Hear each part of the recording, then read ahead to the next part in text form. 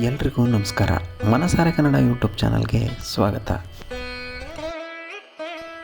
9 ದಿನಗಳ ನವರಾತ್ರಿಯಲ್ಲಿ 7ನೆಯ ದಿನ ದುರ್ಗಿಯ 7ನೇ ಅವತಾರ ಕಾಳರಾತ್ರಿ. ಕಾಳರಾತ್ರಿ ದೇವಿ ದುರ್ಗಾದೇವಿಯ 7ನೆಯ ಸ್ವರೂಪವಾಗಿದ್ದು ನವರಾತ್ರಿಯ 7ನೆಯ ದಿನದಂದು ಪೂಜಿಸಲಾಗುತ್ತದೆ. ಈಕೆ 3 ಕಣ್ಣುಗಳು, ಘೋರ ಕಪ್ಪು ಮೈಬಣ್ಣ, ಬಿಚ್ಚಿದ ದಟ್ಟ ಕೂದಲು, ರುಂಡಮಾಲೆ, ಉರಿಯುವ ಬೆಂಕಿ ಮತ್ತು 4 ಕೈಗಳನ್ನು ಹೊಂದಿದ್ದಾಳೆ. ಕಾಳರಾತ್ರಿಯನ್ನು ಪೂಜಿಸೋದ್ರಿಂದ ಶತ್ರುಗಳು, ರೋಗಗಳು ಮತ್ತು ಎಲ್ಲ ನಕಾರಾತ್ಮಕ ಶಕ್ತಿಗಳು ನಾಶವಾಗುತ್ತವೆ ಎಂಬಂತಹ ನಂಬಿಕೆ ಇದೆ. ಇನ್ನು ಕಾಳರಾತ್ರಿಯ ಲಕ್ಷಣಗಳು ಅಂದರೆ ಕಪ್ಪು ಮೈಬಣ್ಣ, 4 ಕೈಗಳು, 3 ಕಣ್ಣುಗಳು, ರುಂಡಮಾಲೆ, ಉರಿಯುವ ಬೆಂಕಿ, ಕತ್ತೆಯ ವಾಹನ. ಈ ದೇವಿಯು ರಾತ್ರಿಯ ಕಪ್ಪು ಮೋಡಗಳಂತೆ ಕಪ್ಪು ಬಣ್ಣಗಳನ್ನು ಹೊಂದಿದ್ದಾಳೆ. ಆಕೆಯ ಕಣ್ಣುಗಳು ಬೆಂಕಿಯ ಕಿರಣಗಳನ್ನು ಹೊರಸೂಸುತ್ತವೆ. ಮೇಲಿನ ಬಲಗೈ ವರಮುದ್ರೆಯಲ್ಲಿದೆ, ಕೆಳಗಿನ ಬಲಗೈ ಅಭಯ ಮುದ್ರೆಯಲ್ಲಿದೆ.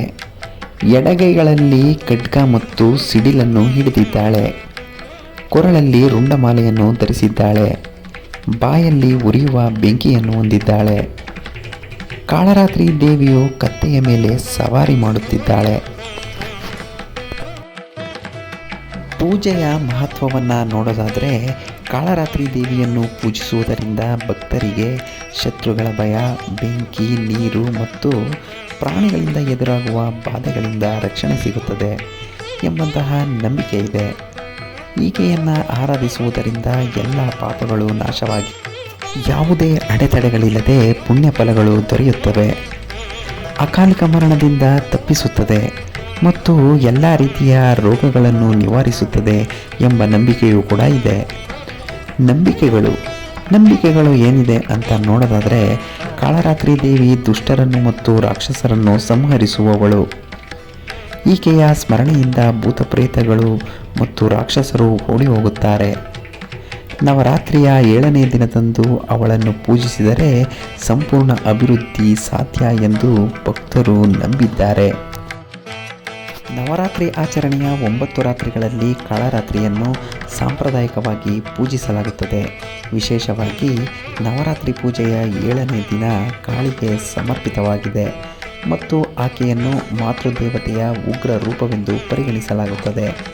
ಆಕೆಯ ನೋಟವು ಭಯವನ್ನು ಉಂಟುಮಾಡುತ್ತದೆ. ದೇವಿಯ ಈ ರೂಪವು ಎಲ್ಲ ರಾಕ್ಷಸ ಘಟಕಗಳು, ಪ್ರೇತಗಳು, ದುಷ್ಟಶಕ್ತಿಗಳು ಮತ್ತು ನಕಾರಾತ್ಮಕ ಶಕ್ತಿಗಳ ನಾಶಕ ಎಂದು ನಂಬಲಾಗಿದೆ.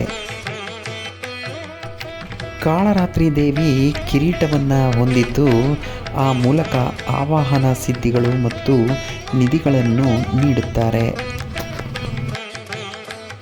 ಇದು ನವರಾತ್ರಿಯ 7ನೇ ದಿನದ ನವದುರ್ಗಿಯ 7ನೇ ಅವತಾರ.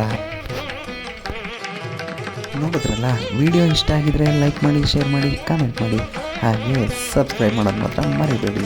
ಮುಂದಿನ ವಿಡಿಯೋದಲ್ಲಿ ನಾನು ನಿಮಗೆ ದೇವಿಯ 8ನೇ ಅವತಾರ ಮಹಾಗೌರಿಯ ಬಗ್ಗೆ ತಿಳಿಸ್ಕೊಡ್ತೀನಿ. ಅಲ್ಲಿಯವರೆಗೂ ವಿಡಿಯೋ ವೀಕ್ಷಿಸಿದ ಎಲ್ಲರಿಗೂ ಕೂಡ ಧನ್ಯವಾದಗಳು.